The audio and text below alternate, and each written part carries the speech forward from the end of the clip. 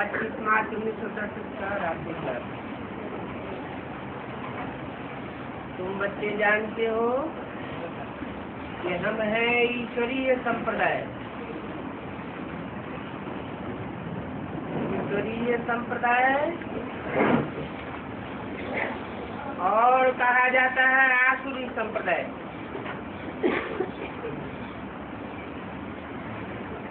गाया जाता है संग तारे कुसंग बोरे।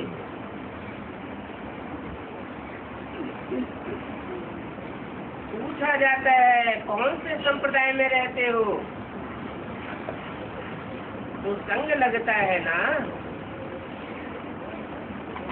ईश्वरीय संप्रदाय के संग में हो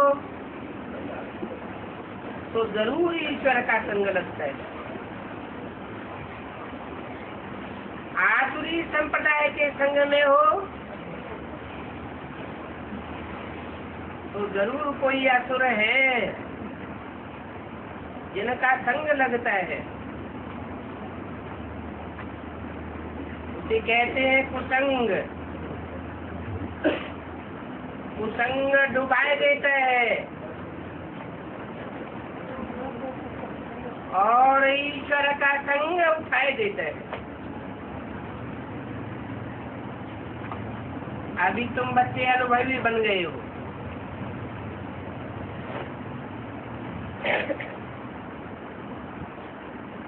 कितने साल हो गया यज्ञ चलते चलते? 70 साल में तुम बच्चे अनुभवी बन गए हो। काहे के? तो बात के संग तारे कुसंग बोरे। ब्राह्मण अनुभवी है।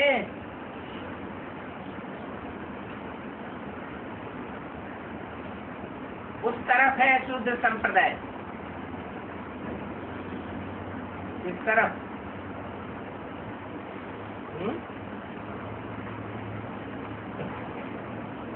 इस तरफ है शुद्ध संप्रदाय। वो जानते नहीं है।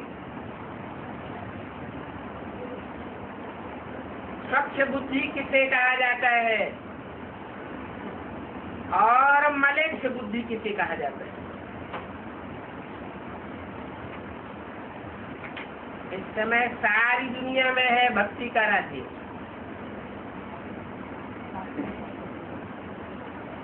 और यहाँ है ईश्वर का राज्य। तो इस समय तुम ईश्वरीय संप्रदाय हो।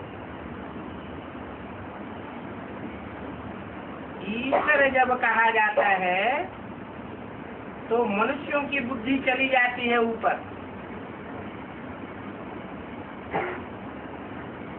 क्यों?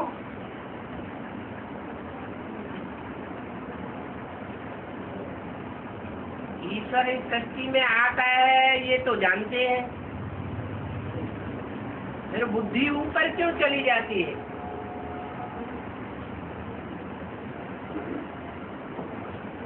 क्योंकि जानते हैं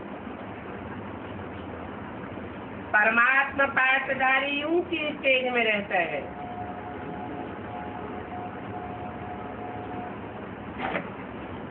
तुम बच्चे भी जानते हो कि हम ही ईश्वरीय संप्रदाय है।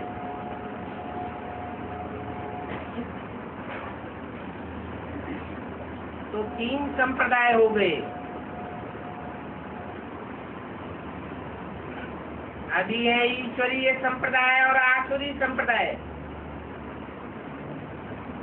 और भविष्य नई दुनिया में होंगे दैवी संप्रदाय। तुम ईश्वरीय संप्रदाय होने के कारण गुप्त हो।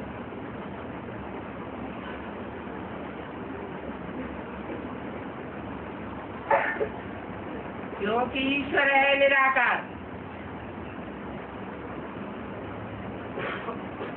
तुम बच्चे भी अपन को निराकार समझते हो।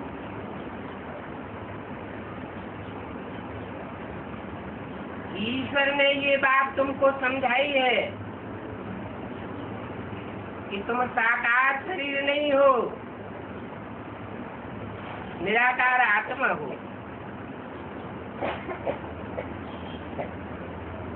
वो मनुष्य तो कुछ भी नहीं समझ सकते।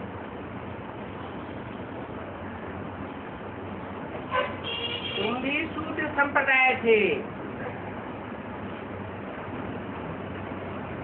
आदि ब्राह्मण बने हो। उनका है भक्ति मार्ग, क्योंकि वो ज्ञान मार्ग को बिल्कुल नहीं जानते।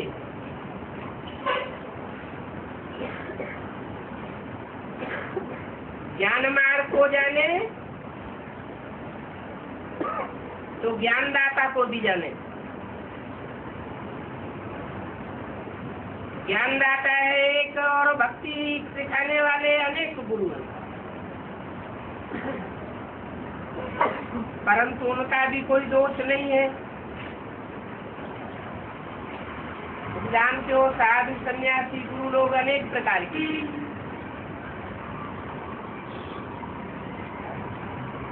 गांवों में भी साधु संत आदि रहते हैं। वो लोग भी गुरुओं को माथा टेकते रहते। इतना बड़ा नामी ग्रामी गुरु होता है, उतने ही बड़े बड़े लोग दुनिया के उनको सिर झुकाते हैं।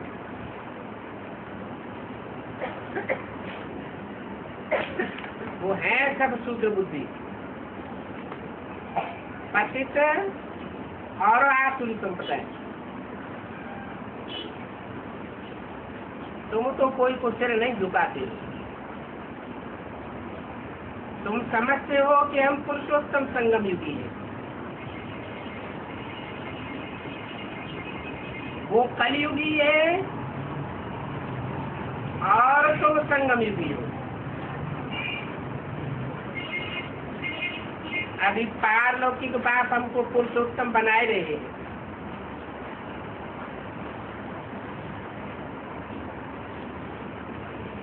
तुम ये जानते भी हो, फिर बीच बीच में भूल जाते हो। चित्र में तुम समझा सकते हो, वो पुरुषोत्तम और ये है कनिष्ठ। ये दुनिया ही तमो प्रधान तुच्छ बुद्धि है।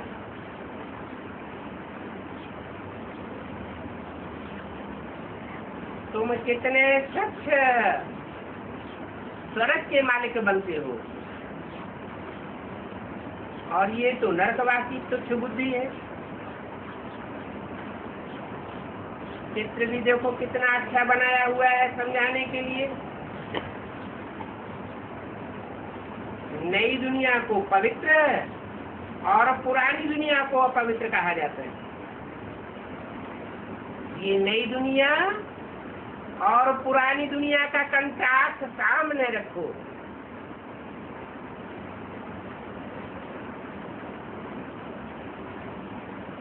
अभी तुम्हारी बुद्धि में भी है कि ब्राह्मणों की नई दुनिया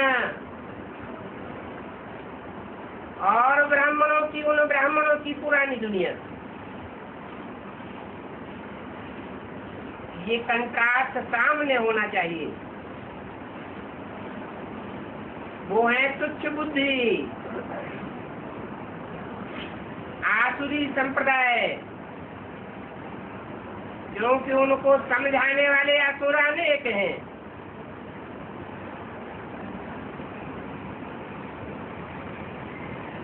अनेकों से आती है भक्ति, और तुमको समझाने वाला एक है।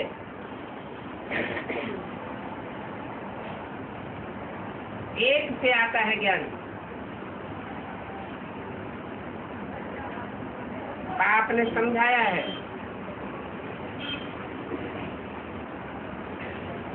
कि वहां यथा राजा रानी तथा प्रजा।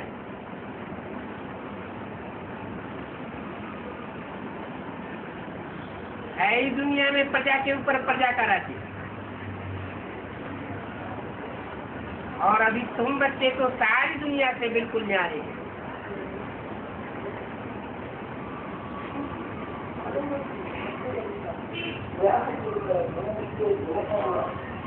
कहते भी हैं अप्त बुद्धि। ईश्वर भी कहते हैं ये आसुरी संप्रदाय है।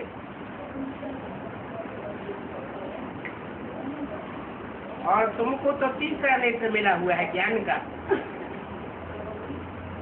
तीसरा नेत्र तुमको त्रिनेत्री बाप से मिलता है।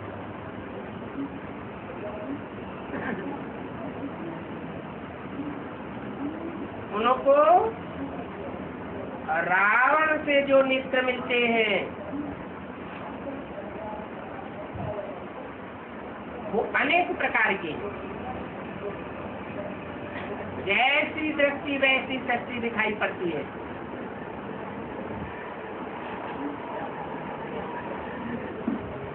तुम्हारा तीसरा नेत्र ज्ञान का है। तीसरा नेत्र दिव्य चक्षु दिव्य बाप दे सकते हैं। अभी तुमको कहते हैं कि हमको निश्चय कराओ,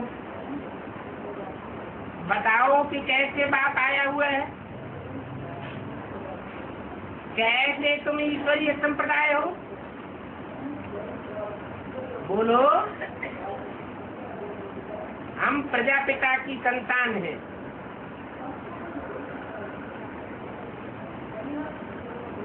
प्रजापिता ब्रह्मा हमारे माई बाप हैं। हम ब्रह्मा की संतान प्रैक्टिकल में ब्राह्मण है। तुम तो आसुरी संप्रदाय हो। तुम कहते हो कि हम ब्रह्मा कुमार कुमारी हैं,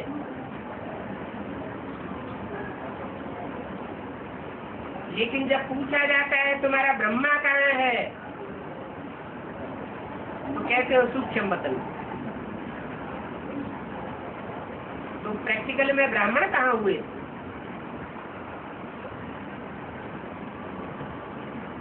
ब्रह्मा द्वारा रचना रची जाती है ना, तो ब्राह्मण कहे जाते हैं। ब्राह्मणों की सृष्टि कही जाती है। प्रजापिता भी चाहिए। माता और पिता दोनों चाहिए।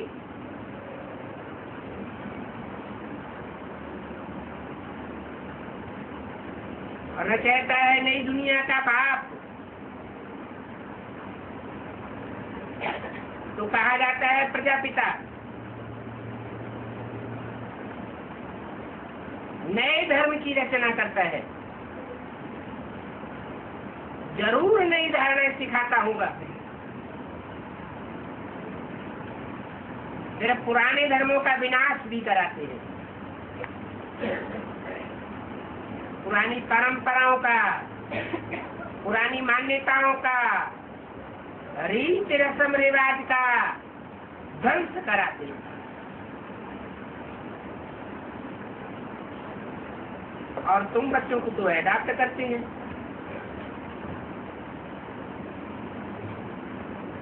तुमको स्वीकार करते हैं और उनका विनाश कराते हैं। ज्ञान भी है परमपिता परमात्मा ब्रह्मा द्वारा ब्राह्मण संप्रदाय रखते हैं।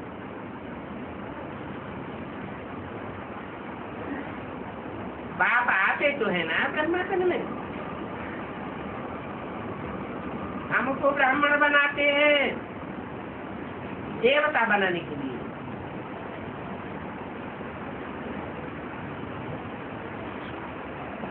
ब्रह्मा से ब्राह्मणों की शक्ति रखी जाती है।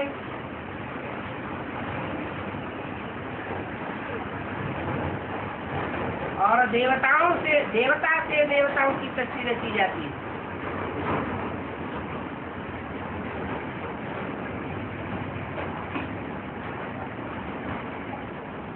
अभी तुम संपूर्ण ब्राह्मण तो देवता बन रहे हो।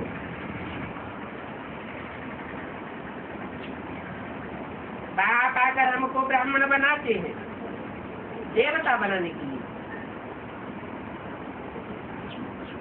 देखो इतने ढेर प्रैक्टिकल में बच्चे हैं,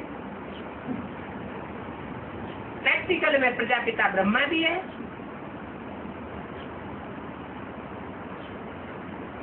बाप ने हमको ब्रह्मा द्वारा रचा है, फिर हमको कहते भी हैं कि मुझे याद करो। ये बात बताना बहुत जरूरी है।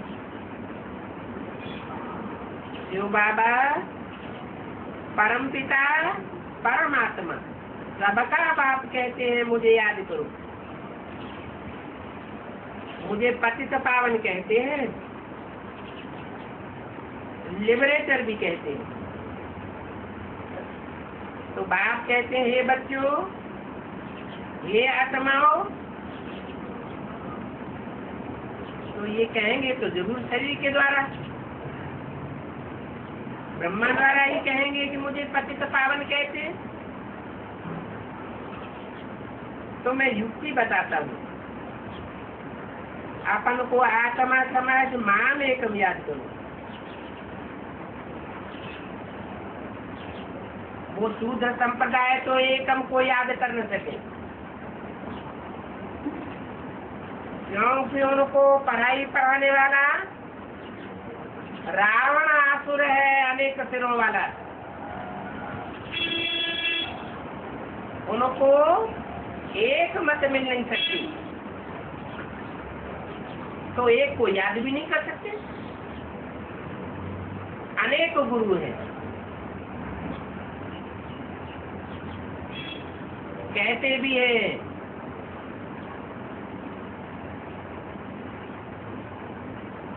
संग तारे कुसंग बोले। भक्ति मार्ग में अनेकों का कुसंग लगता रहता है, ज्ञान मार्ग में तुम एक का संग लेते हो।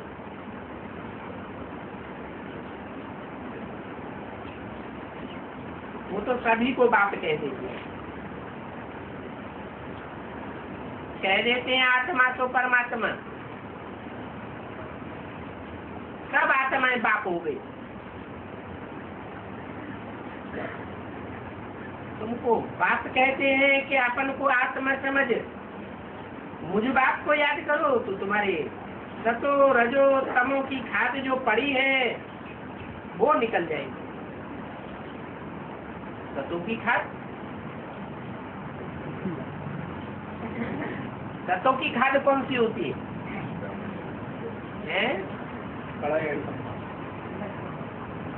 सतो प्रधानता की दुनिया है सतयुग, सतो सामान्य दुनिया है त्रेता। उसमें जो कमजोर कला के, कम कला वाले, कम जन्म लेने वाले जो नारायण आते हैं और उनकी प्रजा आती है, यथा राजा तथा प्रजा, उनके संग का रंग हम मुट्ठ भर बच्चों को लगता है।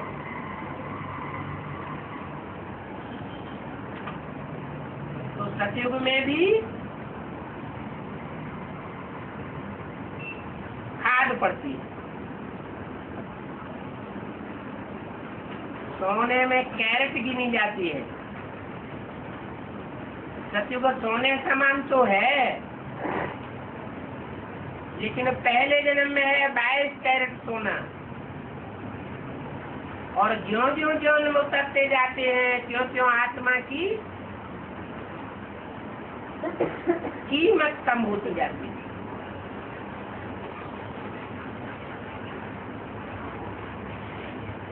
द्वापर में तांबे की खाद पड़ती है। कामी क्रोधी आत्माएं ढेर की ढेर ऊपर से उतरती है, उनके संग का रंग लगता है। और कलयुग में तामसी लोहे जैसी आत्मा उतर पड़ती है। तो इनकी जो खाद पड़ी हुई है वो बाप की याद से उतर जाएगी। शर्त सिर्फ इतनी है कि मुझे एक बाप को याद करो, आपकी विचार याद हो। भगवान कोई मनुष्य को नहीं कहा जाता है। मनुष्य मनु की औलाद को कहा जाता है, मनु ब्रह्मा को कहा जाता है। मन से बनता है मनु।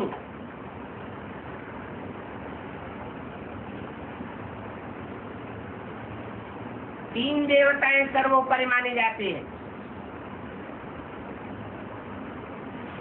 नीचे तबक्के में है मनु, उससे ऊपर के तबक्के में है विष्णु, और सर्वोपरि है शिव शंकर भोलेनाथ।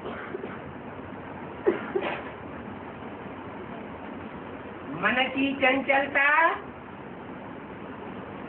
मनुष्यों को नीचे गिराती है।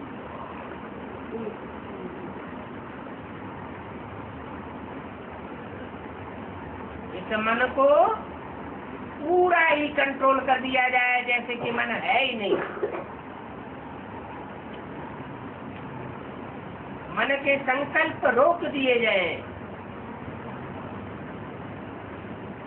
मैं आत्मा ज्योति बिंदु, मेरा बाप ज्योति बिंदु, दूसरा कोई संकल्प न उठे।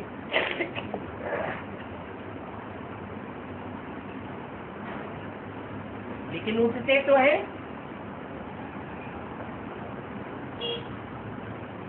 कोई 2 मिनट कंट्रोल कर सकता है, 1 सेकंड कंट्रोल कर सकता है, बढ़ते बढ़ते 8 घंटे तक भी कंट्रोल कर सकता है।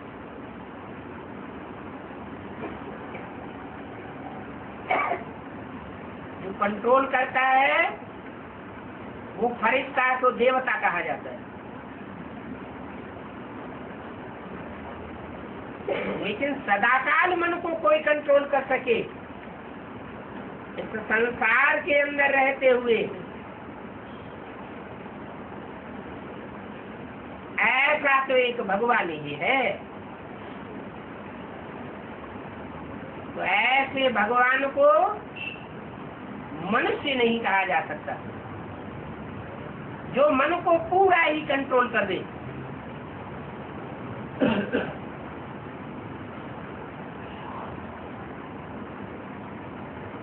भगवान निराकार को कहा जाता है। निराकार अर्थात संकल्पों का कोई वाइब्रेशन का आकार नहीं बने। भगवान को सोचता नहीं कहा जाता, वो असोचता है, इसलिए करता है।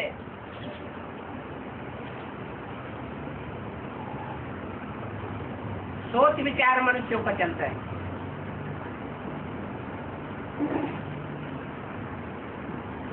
तो सदैव कहना चाहिए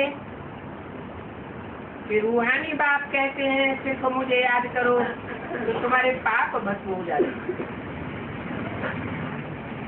और ये पैगाम सभी मनुष्य मात्र को मिलता है।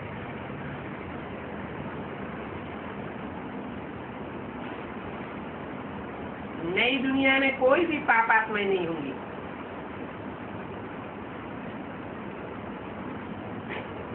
धाम ही 3 है।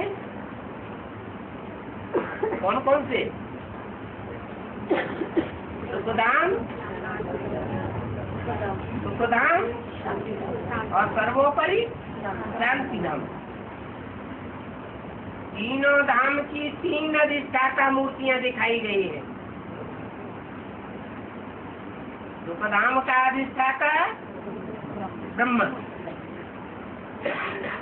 सुखधाम का अधिष्ठाता विष्णु, लोभ विषय काल, विषय विकार का सवाल ही नहीं।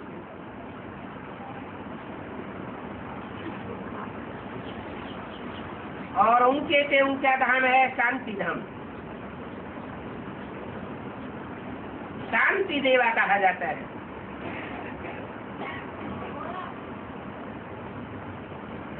तो ये बातें समझने में है तो बहुत सहज, लेकिन आसुरी संप्रदाय की बुद्धि में बैठता नहीं है। क्या नहीं बैठता है? किसको याद करना है? ऊंच से ऊंच को याद करना है, मध्यम को याद करना है, या कनिष्ठ को याद करना है?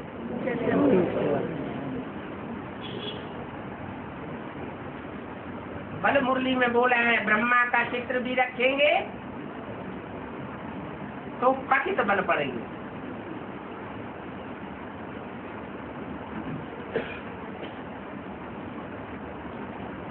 तो भी मानते नहीं।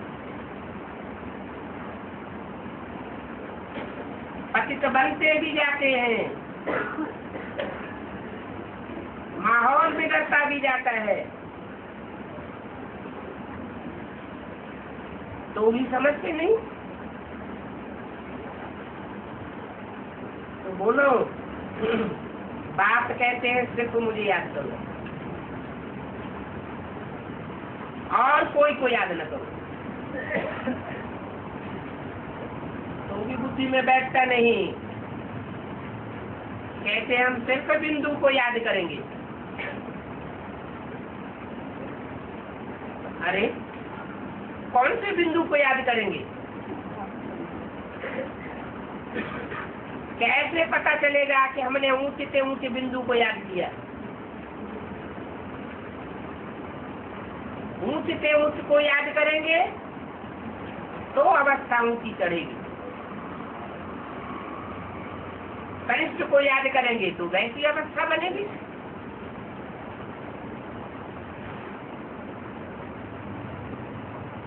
जैसे को याद करेंगे वैसा संग का रंग चढ़ेगा।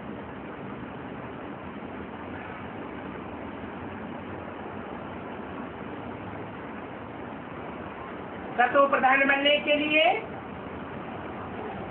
एक सत्य बाप को याद करना पड़ेगा। कहा ही जाता है सत्य चित्तानंद।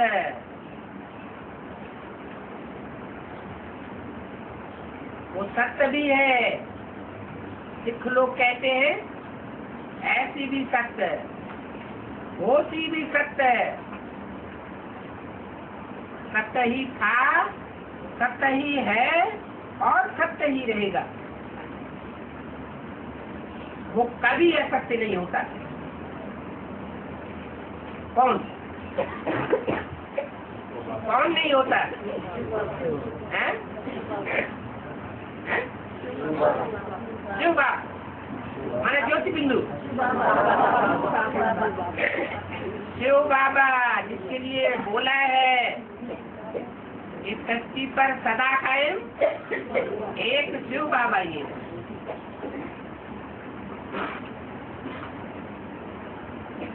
और सदा कायम कोई चीज होती नहीं। भक्ति मार्ग में भी कहते हैं एक ही देवता है जिसको कहते हैं अमरनाथ। दिखाते हैं कभी मृत्यु होती नहीं। अब है तो बेहद की बात।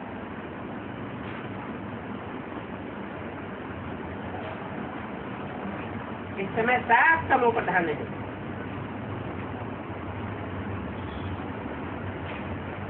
सत्य के संग से सतो प्रधान बन सकते हैं। ये दुनिया है आयरन एज वर्ल्ड।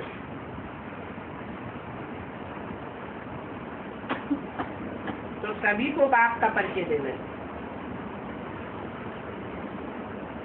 बच्चों को ये मुख्य बात भूल जाती है।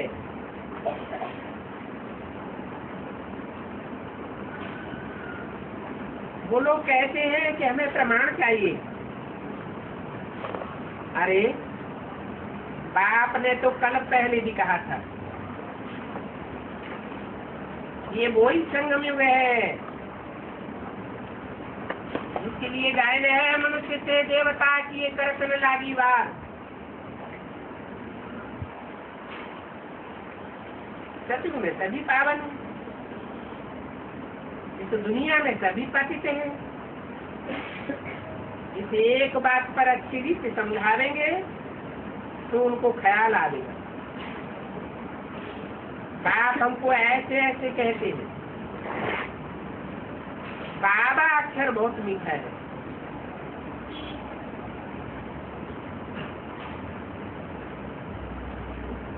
बाप अक्षर मीठा नहीं है। बाबा अक्षर मीठा है। क्यों? बाप शिव ज्योति बिंदु का नाम है। वो मीठा और कड़वा होने की बात ही नहीं।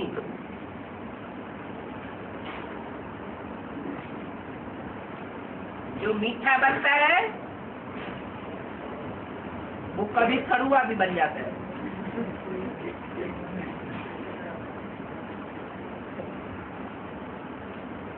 बाप न कड़वा बनता है न मीठा बनता है। हाँ, जिसमें प्रवेश करता है तो प्रवेश करने के बाद ज्ञान सागर बाप सागर के रूप में मीठा पानी भी देता है कहीं कहीं, और खारी पानी भी देता है।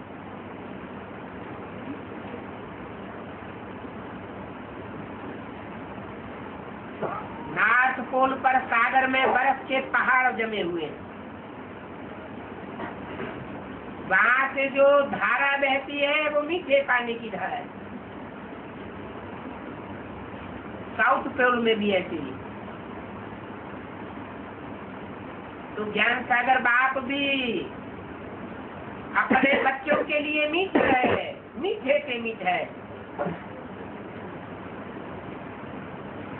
और आसुरी संप्रदाय के लिए खारे से खारा है। ऐसे होता है ना। एक ही आदमी कुछ लोगों को बहुत प्यारा लगता है और कुछ लोगों को बहुत कड़वा लगता है।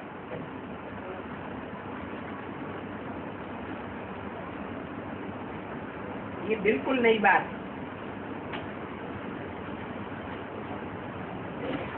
बाप ब्रह्मा द्वारा कहते हैं मुझे प्रकृति का आधार लेना पड़ता है। क्या पड़ता है? मैंने क्या हुआ है? मजबूरी है। ये क्यों नहीं कहता मुझे माया का आधार लेना पड़ता है?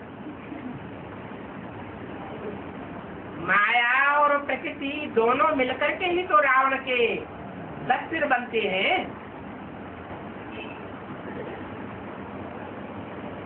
माया के अधीन होकर बाप नहीं आता, इसके अधीन होकर आता है। प्रकृति के 5 तत्वों के अधीन होकर आता है। क्यों?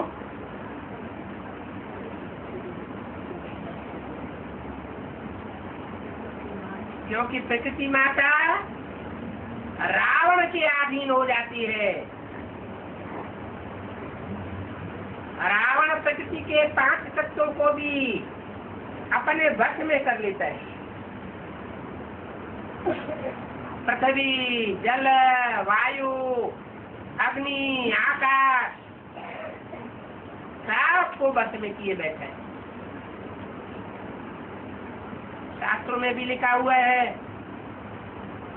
कि रावण ने देवताओं को अपनी चारपाई की पाटी से बांध करके रखा हुआ था।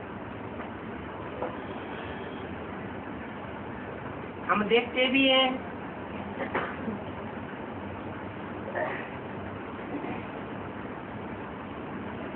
कि लेटे लेटे कोई भी स्विच ऑन करे तो उंगली के इशारे से हवा चलने लगती है, ठंडी हवा चलती है।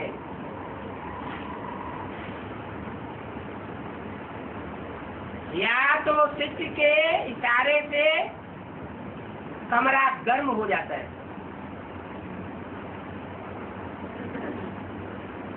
पूरा माहौल गर्म हो सकता है।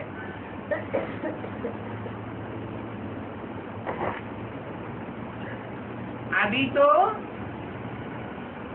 बरसात भी बरसाए देते हैं।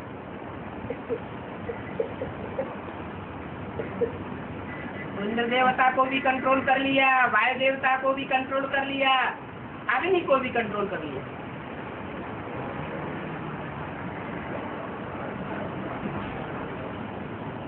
बाप कहते हैं ये अल्पकाल का माया का पंप है। माया रावण ने सारी दुनिया को वशीभूत कर रखा है।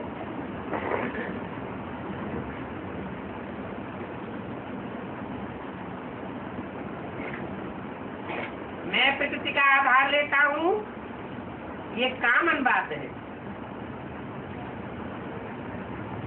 कि मैं साधारण तन में आता हूँ। जिस तन में भी आता हूँ वो 5 तत्वों का पुतला होता है।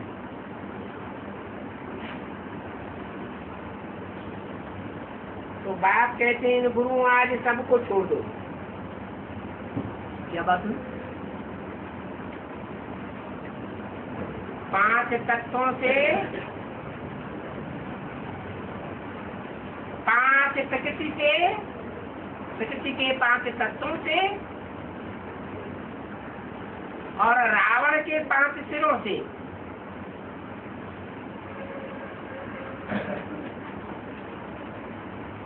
संसार कंट्रोल हो जाता है।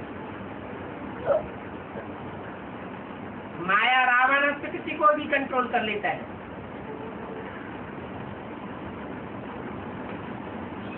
प्रकृति जड़ है या चैतन्य है? चैतन्य है, जड़ तुम्हें है। और माया रावण चैतन्य है या जड़ है? जी का ठीक है।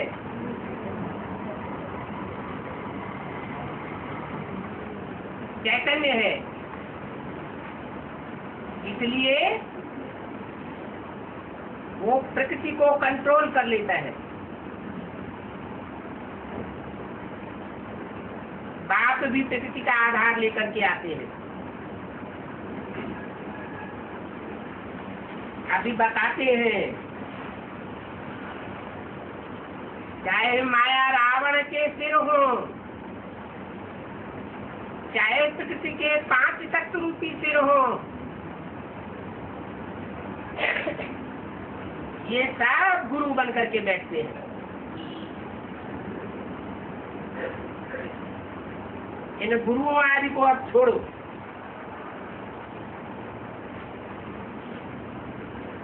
सर्व का सदगति दाता एक बाप है। वो पतित पावन एक ही बाप ठहरा।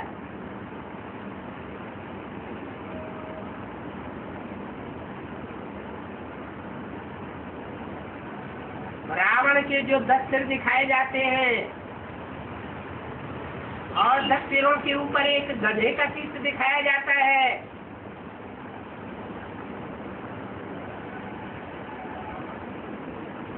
ये चित्र बनाया है तो चरित्र करने वाले कोई तो हुए होंगे जिन्होंने 100% वो चरित्र बजाया हो। वो सब गुरु बन करके बैठते हैं।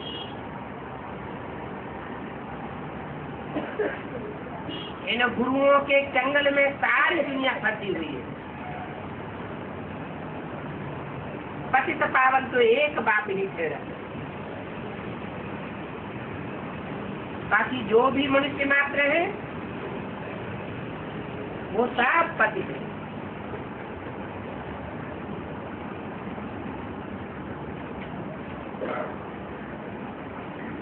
मार्च 1967 की वाणी का दूसरा पेज। इसलिए बाबा कहते हैं अब मुझे याद करो। ये बाबा अक्षर बहुत मीठा है। और बाबा यह बात हमको ही कहते हैं।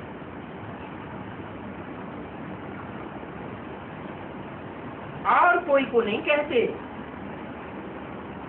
हम भी अपन को आत्मा समझते हैं, हम शरीर नहीं है।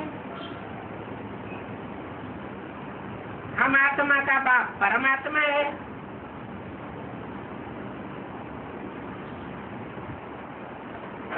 यही एक बात सुनाने से जास्ती सुनाने की दरकार नहीं रहेगी। आत्मा का बाप परमात्मा और परमात्मा का बाप परम पिता। जब तक बाप को नहीं समझते हैं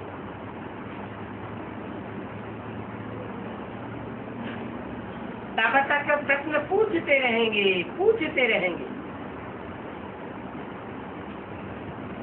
क्या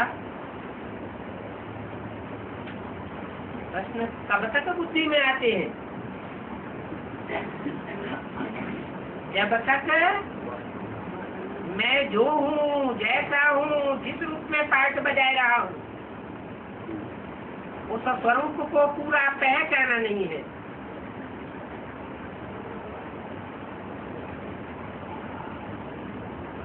चौरासी का चक्र समझाना तो बहुत सहज है। पहला संदेश ही यही है। बाकी बच्चों को कहते हैं कि सदगति का वर्षा उनसे ही मिलता है। कौन कहते हैं? इसके लिए कहते हैं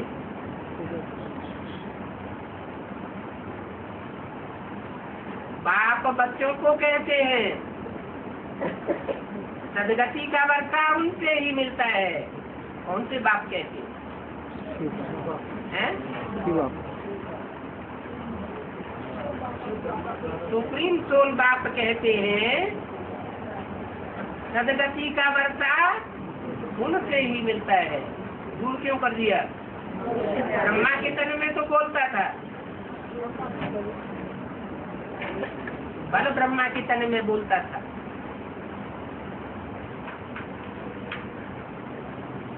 लेकिन जिस तन से बोलता था वो भगवान का रूप नहीं था। भगवान ब्रह्मा को नहीं कहा जाता, दाढ़ी मूछ वाले को नहीं कहा जाता। वो तथाकथित ब्राह्मण ब्रह्मा को भगवान समझते। गीता का साकार भगवान समझते हैं।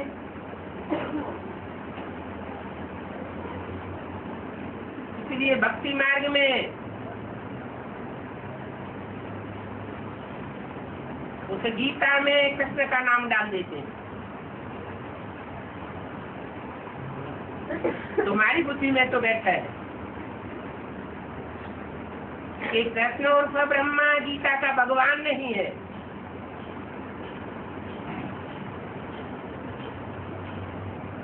तो गीतापति भगवान से पढ़ाई पढ़ने वाला है।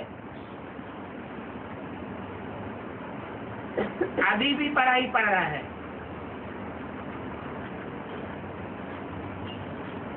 उस स्वरूप से वर्षा नहीं मिलता, वर्षा उनसे मिलता है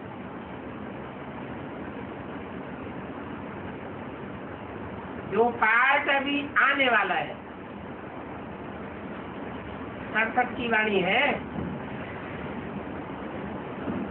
ये है इम्प्योर दुनिया।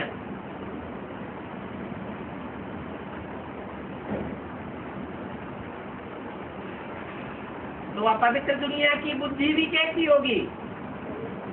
अपवित्र बुद्धि होती है। पवित्र दुनिया तो वायसलेस बुद्धि, आर्टिफिशियल है। वो है शिवालय, जहाँ एक एक शिव की पूजा होती है, एक शिव की मान्यता होती है, एक की महिमा होती है, एक का गायन पूजन होता है। ये दुनिया तो है ही वैश्यालय, नाम तो है ना, पवित्र दुनिया और अपवित्र दुनिया। नई दुनिया को शिवालय कहते हैं। बाप ही आकर के नई दुनिया रचते हैं।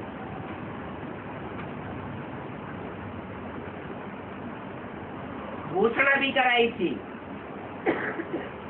क्या घोषणा कराई थी? आने वाले 10 वर्षों में भारत से भ्रष्टाचार और विकारों का अंत होने वाला है। 66 में घोषणा कराई थी। 66 की घोषणा 76 में पूरी होती है। तो क्या पवित्र दुनिया बन गई है?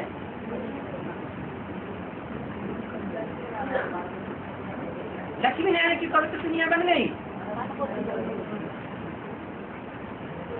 हाँ, जो लक्ष्मी नारायण बनने वाली आत्माएं हैं, उनकी बुद्धि के वाइब्रेशन ज्ञान के फोर्स से, याद के फोर्स से, प्योरिटी के फोर्स से पवित्र बन जाते हैं। वो आत्माएं कोई का कल्याण नहीं कर सकती।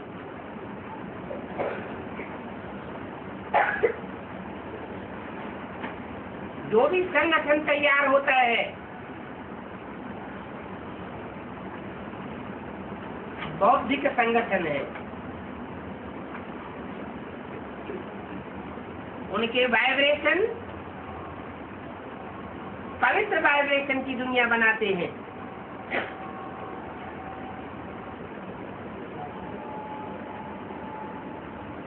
अभी दुनिया विशियस है।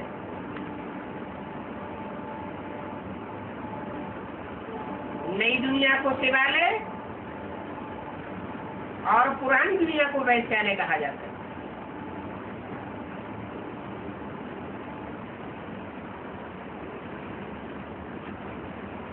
अभी ब्राह्मणों की दुनिया में दोनों प्रकार की दुनिया है। शास्त्रों में लिखा हुआ है, आसुरी संप्रदाय के ब्राह्मण और दैवी संप्रदाय के ब्राह्मण। बात कहाँ की है? अभी संगम युग की यादगार है। तो संगम पर बाप ने मनुष्य से देवता बनाया। धीरे धीरे ये बात समझते जाएंगे। राजाई स्थापन करने में समय तो लगता है ना। कितने बिछड़े हुए बच्चे हैं और कहां कहां से कोने कोने से निकल करके आए हैं, निकल करके आए हैं और निकल करके आने हैं। कोई विलायत में है, कोई कहाँ है, सब निकल के आने वाले हैं। बच्चे जानते हैं कि हम सर्विस करते रहते हैं। अधैर्य होने की कोई बात नहीं है। या धैर्य होना,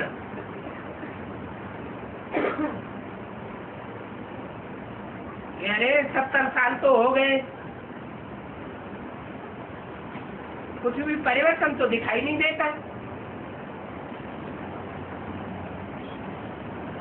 तो अंदर से अधैर्य आता है ना, अरे ये कब तक ऐसा चलता रहेगा।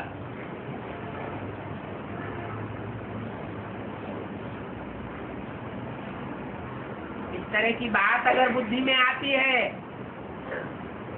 तो निश्चय बुद्धि की निशानी है या अनिश्चय बुद्धि की निशानी है?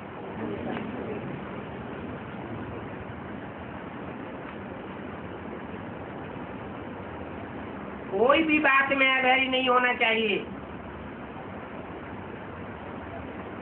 बाप कहते भी है धीरज धर मनुआ।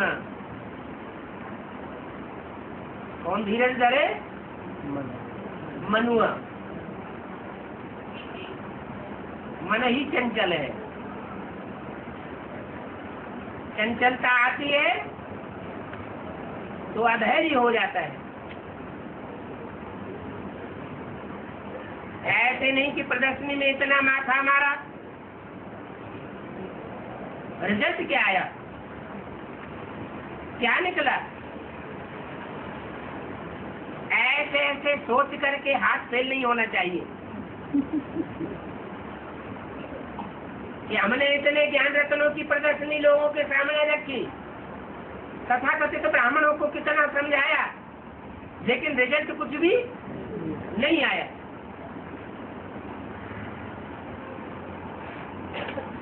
पहले देखना है कि हमने जब समझाया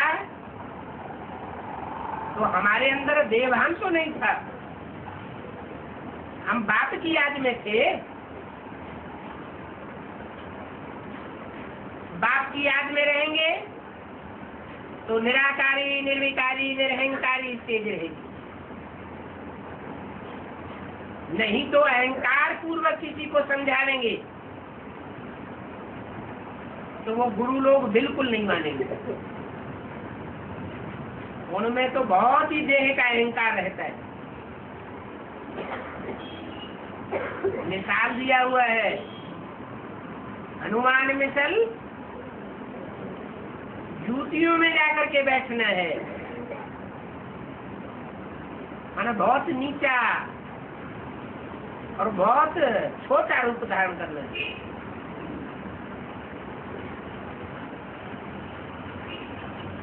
उसी में बैठा रहना चाहिए कि पहले हमें सतो प्रधान जरूर बनना है। बुद्धि में यही ताकत लगी हुई होनी चाहिए। मासूक आशिकों को कहते हैं कि मुझ मासूक को याद करो। क्या से कहते हैं कि मुझे याद करो तो विकर्म विनाश हो जाए। ये बात आखिर तुम भूल क्यों जाते हो? ठीक है, माया बार बार बुलाती है, तुम फिर याद करो। वो भुलाती रहे और तुम याद करते रहो। इसी बात की तो लड़ाई है। क्या इस बात की लड़ाई? स्मृति और स्मृति की लड़ाई है। तो माया रावण का तो धर्म है तुमको भुलाना। तुम जानते हो आधा कल्प हम याद करते आए हैं। तो इस बात में विचार सागर मंथन तो करना ही है।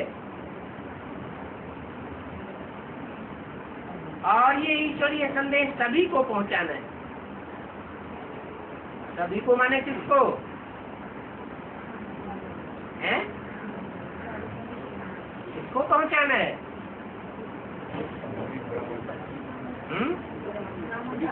500 करोड़ की दुनिया को। जब ज्ञान में आए तो अपन को आत्मा समझ लिया, बाप मिल गया, पक्का कर लिया, आप मुए मर गई दुनिया। न लौकिक संबंधियों की परवाह की और न अलौकिक संबंधियों की परवाह की।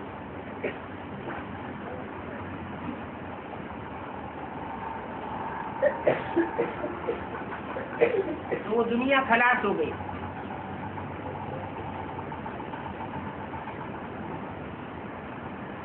भक्ति मार्ग में बहुत अहंकार रहता है। इसने तो कितने गुरु किए और पूरे 84 जन्म लिए।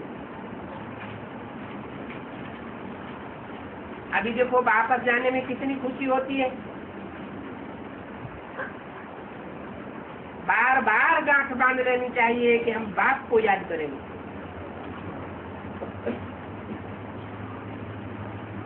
फिर कहाँ विकार आदि की तरफ बुद्धि जा ही नहीं सकती है। ये गुप्त मेहनत है, मुख्य याद की बात है। इस सब्जेक्ट पर बच्चों का ध्यान बहुत कम रहता है। कोई भी सामने आवे तो पहले पहले बाप का परिचय देना चाहिए। जाति शिक्षक में जाने की दरकार नहीं, पूरा परिचय दे करके फिर पूछो।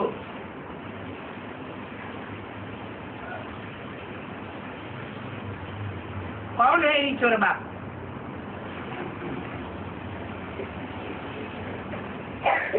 बाप कहते हैं माम एकम याद करो। इन बातों पर कोई भी आनाकानी नहीं करेगा।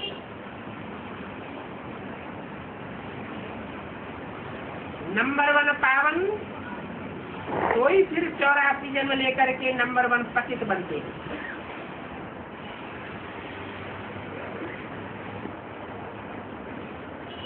ये राजयोग बाप के बिना कोई नहीं सिखा सकता।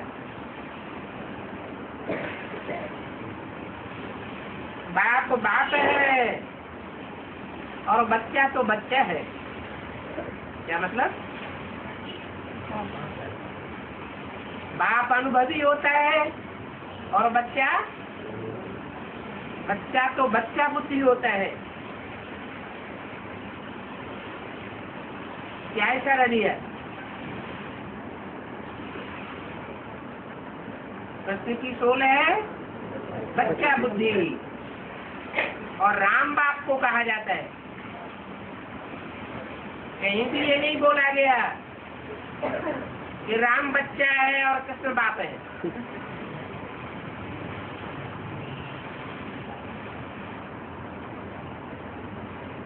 हम राजयोग रीति है।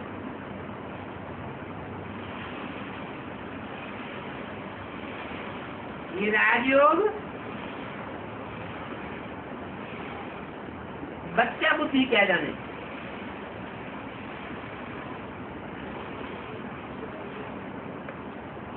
सन्यासियों को तो घर बार छोड़ना आता है।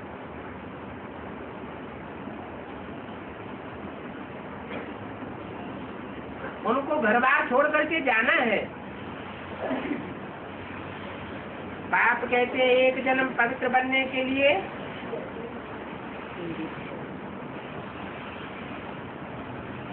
पावन दुनिया का मालिक बनना है,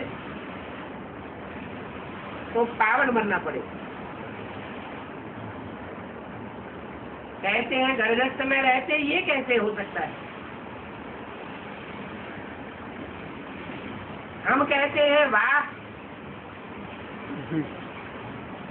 यह तो ईश्वरीय ज्ञान से बहुत सहज हो सकता है।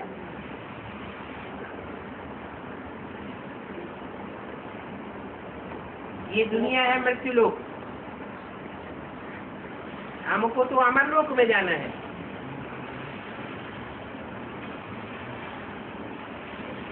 अभी हम कहाँ हैं? मृत्यु लोक में है।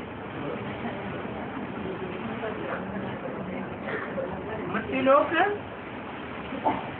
और अमर लोक, वेद का अर्थ क्या है? हाँ, नित्य बुद्धि है तो अमर लोक में, और अनित्य बुद्धि बनते हैं तो मृत्यु लोक में। तो सदा काल नित्य बुद्धि रूपी अमर लोक में रहे, इसका पुरुषार्थ करना है।